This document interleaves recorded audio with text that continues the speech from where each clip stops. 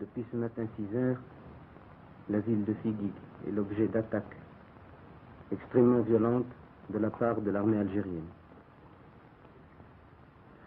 Les troupes algériennes, d'après les derniers renseignements qui nous sont parvenus, ont pénétré de plusieurs kilomètres sur le territoire marocain, s'efforçant et réussissant à occuper les hauteurs dominant la ville de Figuig. Un bombardement extrêmement violent a eu lieu. On déplore des victimes parmi les civils et la petite garnison militaire qu'il y avait à Figuig. Car en fait, il n'y avait à Figuig qu'une compagnie de l'armée royale.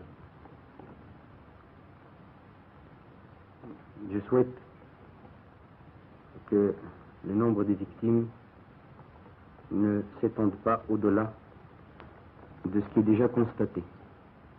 Car c'est à partir de Figuig, justement, d'après tous les historiens, et même les plus mal intentionnés, que les problèmes de frontières commencent. Tandis que, entre Figuig et Oujda, il ne saurait y avoir de problème. On a fait donc tuer des hommes, des femmes, des enfants, des civils et des militaires. Pour quel résultat? Pour que on se retire. Mais l'armée qui a attaqué se retirera.